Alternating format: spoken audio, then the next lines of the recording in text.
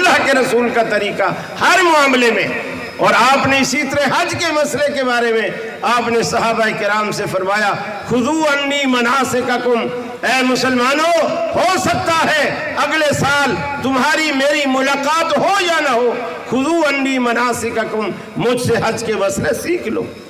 ہر بات کے لیے اللہ رب العالمین نے پوری امت کو پابند کیا کہ رسول اکرم صلی اللہ علیہ وسلم سے بات سیکھی جائے، پوچھی جائے، معلوم کی جائے، اور آپ کو دیکھ کے اپنے معاملات اسی طرح ادا کیے جائیں. اور اب آپ دیکھیں کتنی عجیب بات.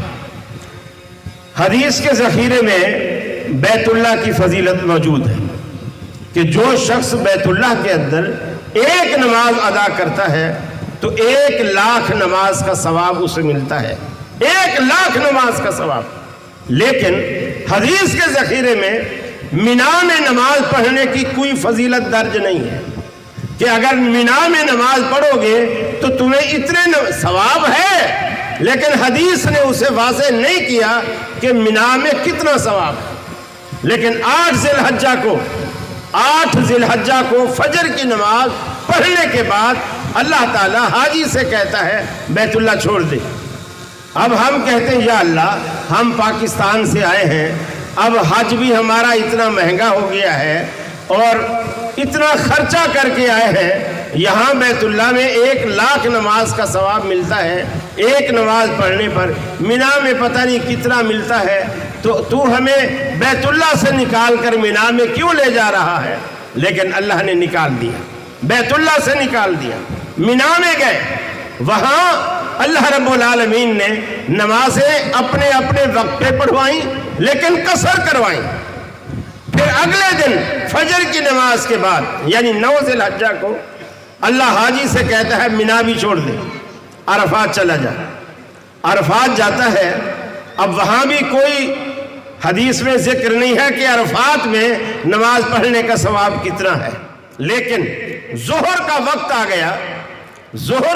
آ گیا، آپ نے ظہر پڑھی اور ظہر کے فوراً بعد آپ نے ظہر ہی کے وقت میں عصر بھی پڑھ لی.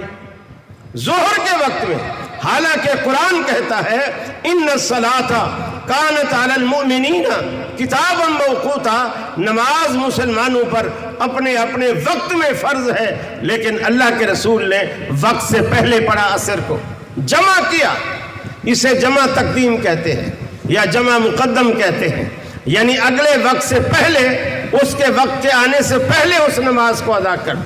پھر حالانکہ آپ نے وہاں سے کوئی سفر بھی نہیں کرنا تھا، وہیں رہنا تھا، عصر کو بھی وہیں رہنا تھا، لیکن نماز کو ظہر کے ساتھ پڑھ لیا.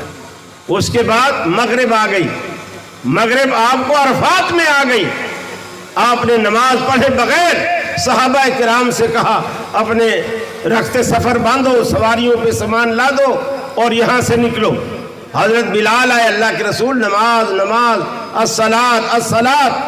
آپ نے فرمایا الصلاۃ امامک، ارے نماز تیرے آگے ہے، سامنے ہے، یعنی آگے چل کے پڑھیں گے، اٹھو سواریاں نکالو یہاں سے. مغرب ہو گئی عرفات میں، آپ نے مغرب پڑھے بغیر سفر شروع کر دیا. جب مزدلفہ میں گئے مغرب کا وقت نکل چکا تھا، عشاء کا وقت تھا. اب آپ نے پہلے مغرب پڑھی عشاء کے وقت میں اور پھر عشاء پڑھی اپنے وقت میں.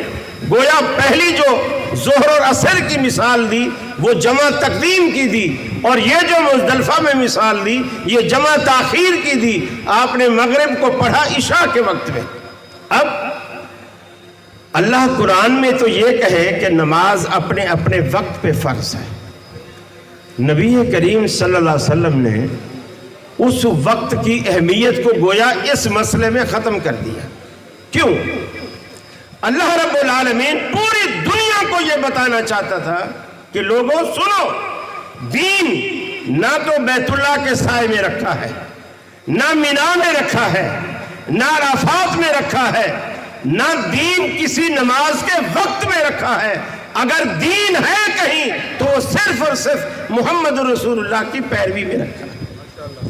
اللہ کے حبیب نے جو کیا وہ وقت تھا یا نہیں تھا، چونکہ آمنہ کے لال نے کیا، لہٰذا اب دین یہی ہے، یہی ہماری دعوت ہے. ہم لوگوں سے یہی کہتے ہیں किसी की मानो या ना मानो, जिसका कलमा पड़ा है उसकी तो मानो ना। इसकी तो आप भी दावत देते हो, हम भी दावत देते हैं। सिर्फ आशिक नाम रखाना काफी नहीं है, इश्क दिखाना भी पड़ता है, कुर्बानियां देनी भी पड़ती हैं, बिरादरी को नाराज करना भी पड़ता है, ये सारी चीजें करनी पड़ती